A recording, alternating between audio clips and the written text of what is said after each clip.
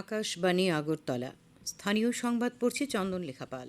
এখনকার বিশেষ বিশেষ খবর হলো, রাজ্যে আসন্ন ত্রিস্তরীয় পঞ্চায়েত নির্বাচনের জন্য ভোট কেন্দ্রের খসড়া তালিকা প্রকাশ করা হবে আগামী 20 মে। রাজ্য সরকার রাষ্ট্রীয় বাল স্বাস্থ্য কর্মসূচিতে শিশুদের জন্মগত বিভিন্ন রোগ চিকিৎসায় রাজ্যের ও বহির্রাজ্যের বেশ কিছু হাসপাতাল ও চিকিৎসা কেন্দ্রকে নথিভুক্ত করেছে। অষ্টাদশ লোকসভা নির্বাচনের পঞ্চম পর্বের জন্য বিভিন্ন দলের শীর্ষ নেতৃবৃন্দ পুরোদমে নির্বাচনী প্রচারে যোগ দিয়েছেন। সদরের আন্তঃস্কুল ক্রিকেট প্রতিযোগিতার আজ অনুষ্ঠিত 4টি খেলায় Anandanagar school, Nandannagar school, Henry Derozio school এবং প্রগতি বিদ্যাভবন জয়লাভ করেছে। এবারে আসছি বিস্তারিত সংবাদে। রাজ্যে আসন্ন ত্রিস্তরীয় পঞ্চায়েত নির্বাচনের জন্য ভোট কেন্দ্রের খসড়া তালিকা প্রকাশ করা হবে আগামী 20 মে। ওই দিন থেকেই খসড়া তালিকার উপর দাবি ও আপত্তি গ্রহণ করা হবে। দাবি ও আপত্তি সমূহের নিষ্পত্তির কাজ শেষ হবে আগামী 30 মে। ভোট কেন্দ্রে চূড়ান্ত তালিকা প্রকাশ করা হবে আগামী 3রা জুন। উল্লেখ্য, পঞ্চায়েত নির্বাচনের জন্য খসড়া ভোটার তালিকা প্রকাশ করা হবে আগামী 6ই জুন। আমাদের ঊনকোটি জেলার সংবাদদাতা অনুপম ভট্টাচার্য জানিয়েছেন, আসন্ন ত্রিস্তরীয় পঞ্চায়েত নির্বাচনকে সামনে রেখে আজ ঊনকোটি জেলার গৌরনগর ব্লক কার্যালয়ে বিভিন্ন রাজনৈতিক দলের প্রতিনিধিদের নিয়ে এক সর্বদলীয় বৈঠক হয়। এতে সভাপতিত্ব করেন নির্বাচন নিবন্ধন আধিকারিক তথা ব্লকের বিডিও সোমেশ বণিক। বৈঠকে সার্বিক প্রক্রিয়া সম্পন্ন করতে সংশ্লিষ্ট সকলের সহযোগিতা কামনা করা হয়। রাজ্য সরকার রাষ্ট্রীয় বাল স্বাস্থ্য কর্মসূচিতে শিশুদের জন্মগত বিভিন্ন রোগ চিকিৎসায় রাজ্যের ও বহির্রাজ্যের বেশ কিছু হাসপাতাল ও চিকিৎসা কেন্দ্রকে নথিভুক্ত করেছে। আজ মহাকারণে এনএইচএম এবং স্বাস্থ্য দপ্তরের উদ্যোগে এক যৌথ সাংবাদিক সম্মেলনে এই কথা জানান এনএইচএম এর মিশন অধিকর্তা রাজীব দত্ত। তিনি জানান, 18 বছর বয়স পর্যন্ত শিশুদের জন্মগত হৃদরোগ চিকিৎসার জন্য আগরতলার এজিএমসি এবং জিবিপি হাসপাতাল, চেন্নাইয়ের অ্যাপোলো চিলড্রেন্স হাসপাতাল, কলকাতার মেডিকো সুপার স্পেশালিটি হাসপাতাল এবং মণিপুরের সিজা হাসপাতাল ও রিসার্চ সেন্টার নথিভুক্ত করা হয়েছে। এছাড়া শিশুদের ঠোঁটকাটা, তালুকাটা ইত্যাদি রোগের চিকিৎসার জন্য গুয়াহাটির মিশন স্মাইল এবং আগরতলার টিএমসিকে নথিভুক্ত করা হয়েছে। কানে শোনার কোনো সমস্যার জন্য আগরতলার আইএলএস হাসপাতাল, বাঁকা পা চিকিৎসার জন্য মুম্বাইয়ের অনুষ্কা ফাউন্ডেশন হাসপাতালকে নথিভুক্ত করা হয়েছে। সাংবাদিক সম্মেলনে স্বাস্থ্য অধিকর্তা ডক্টর সঞ্জীব দেববর্মা, রাষ্ট্রীয় বাল স্বাস্থ্য কর্মসূচির রাজ্য নোডাল আধিকারিক ডক্টর সঞ্জয় রুদ্রপাল বক্তব্য রাখেন। নবম এবং একাদশ শ্রেণীতে পড়ুয়াদের জন্য বছর বাঁচাও পরীক্ষা শুরু হবে আগামী 11 জুন থেকে, চলবে 22 জুন পর্যন্ত। বিদ্যালয় শিক্ষা দপ্তরের অধিকর্তা নৃপেন্দ্রচরণ শর্মা এক বিজ্ঞপ্তিতে জানিয়েছেন, ত্রিপুরা মধ্যশিক্ষা পর্ষদের আওতাভুক্ত সরকারি এবং সরকার অধিগৃহীত স্কুলগুলিতে বছর বাঁচাও পরীক্ষা হবে। কৈলাসহরের কাউলিকোড়াস্থিত বৈদ্যনাথ মজুমদার স্মৃতি দ্বাদশ শ্রেণী বিদ্যালয়ে আজ উদ্বোধন হল department of biotechnology natural resources awareness club বা ডিএনএ ক্লাবের। পাশাপাশি এই বিদ্যালয়ে আজ থেকে সংযোজিত হয়েছে জাতীয় সেবা প্রকল্প ইউনিট। এই কর্মসূচির আনুষ্ঠানিক উদ্বোধন করেন যুব বিষয়ক ও ক্রীড়া দপ্তরের সহ অধিকর্তা অমিত কুমার যাদব। অনুষ্ঠানে বক্তব্য রাখেন বিদ্যালয়ের অধ্যক্ষ বকুল দাস। বিদ্যালয়ে বার্ষিক পুরস্কার বিতরণ অনুষ্ঠানও আজ অনুষ্ঠিত হয়। কেন্দ্রীয় কারাগার থেকে যাবজ্জীবন সাজাপ্রাপ্ত কয়েদি স্বর্ণকুমার ত্রিপুরার পালিয়ে যাওয়ার ঘটনায় কর্তব্যে অবহেলার দায়ে আজ কেন্দ্রীয় কারাগারের সাব জেলার দেবাশিস শীলকে সাময়িক বরখাস্ত করা হয়েছে। এর আগে এই ঘটনায় কেন্দ্রীয় কারাগারের 2 কর্মীকে গ্রেফতার করা হয়। বিশালগড় থানার ওসি রানা চ্যাটার্জি জানিয়েছেন, কেন্দ্রীয় কারাগারে সার্বিক নিরাপত্তা ব্যবস্থা খতিয়ে দেখা হচ্ছে। খবর প্রচারিত হচ্ছে আকাশবাণীর আগরতলা কেন্দ্র থেকে। শ্রোতা বন্ধুরা, আকাশবাণীর সংবাদ সহ বিভিন্ন খবরের বিস্তারিত আপডেট পেতে লগ ইন করুন www.newsonair.com এবং নিউজ অন এআইআর অ্যাপ এবং টুইটার অর্থাৎ এক্স প্ল্যাটফর্মে। আপডেট পেতে দেখুন আকাশবাণী নিউজ আগরতলা, ফেসবুকে এআইআর নিউজ আগরতলা এবং ইউটিউবে এআইআর নিউজ আগরতলা। অষ্টাদশ লোকসভা নির্বাচনের পঞ্চম পর্বের জন্য বিভিন্ন দলের শীর্ষ নেতৃবৃন্দ পুরোদমে নির্বাচনী প্রচারে যোগ দিয়েছেন। এই পর্বের প্রচার পর্ব আগামী শনিবার শেষ হবে এবং এ মাসের 20 তারিখে ভোট নেওয়া হবে। প্রধানমন্ত্রী এবং বরিষ্ঠ বিজেপি নেতা নরেন্দ্র মোদী আজ বলেছেন যে সিএএ হল মোদী সরকারের প্রতিশ্রুতির একটি জ্বলন্ত উদাহরণ এবং এটি স্পষ্ট যে বিজেপি সরকার যে প্রতিশ্রুতি দেয় তা পূরণ করে।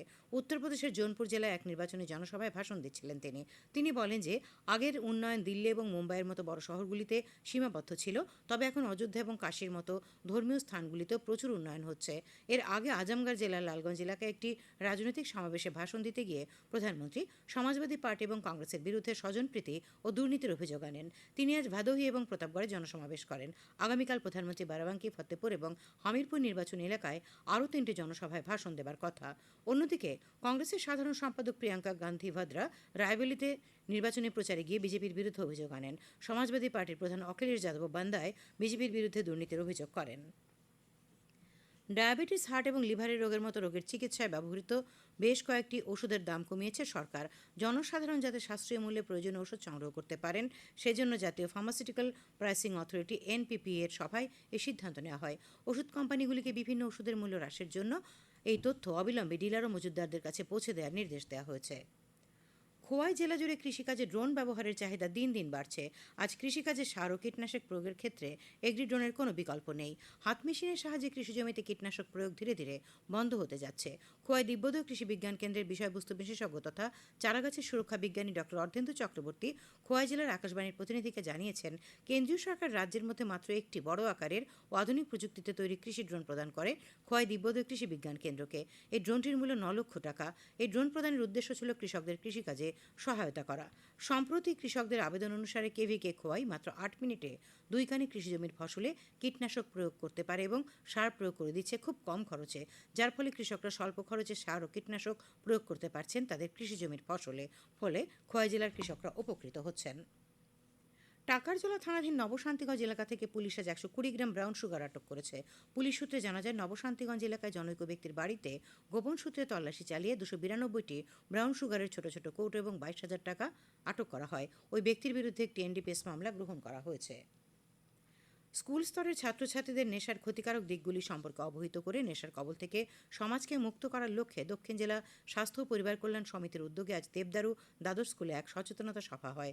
সভায় অসংক্রমিত রোগ নিয়ন্ত্রণ বিভাগের দক্ষিণ জেলার nodal officer doctor Alok Das, স্কুলের প্রধান শিক্ষক নিরঞ্জন ত্রিপুরা, জাতীয় স্বাস্থ্য মিশন প্রকল্পের দক্ষিণ জেলার মিডিয়া এক্সপার্ট মানস চক্রবর্তী প্রমুখ ছাত্রছাত্রীদের সামনে সচেতনতামূলক বক্তব্য রাখেন।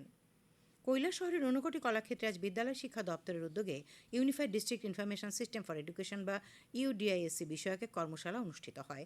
ঊনকোটি জেলার সব নিম্ন বুনিয়াদী, উচ্চ বুনিয়াদী, মাধ্যমিক, উচ্চ মাধ্যমিক ও মাদ্রাসার প্রধান শিক্ষক, প্রধান শিক্ষিকা ও ভারপ্রাপ্ত শিক্ষক শিক্ষিকারা এতে অংশ নেন।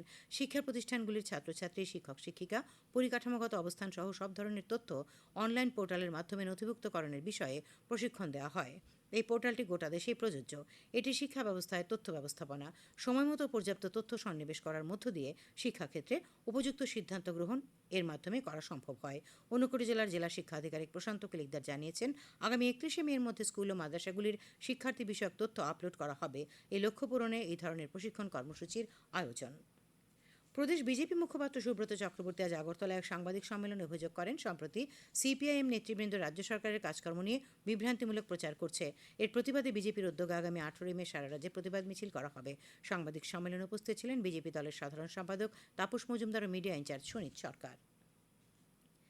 সিবিএসই পরিচালিত দ্বাদশ ও দশম শ্রেণীর চূড়ান্ত পরীক্ষায় রাজ্যের বিদ্যাজ্যোতি স্কুলগুলির ফলাফলে খারাপ হওয়ার অভিযোগ এনে ভারতের ছাত্র ফেডারেশনের উপজাতি ছাত্র ইউনিয়ন আজ আগরতলায় শিক্ষা ভবনের সামনে বিক্ষোভ প্রদর্শন করে। এই বিক্ষোভ উপস্থিত ছিলেন এসএফআই রাজ্য সভাপতি সুলেমান আলী, রাজ্য সম্পাদক সন্দীপন দেব, টিএসইউর সভাপতি নেতাজি দেববর্মা, সাধারণ সম্পাদক সুজিত ত্রিপুরা প্রমুখ।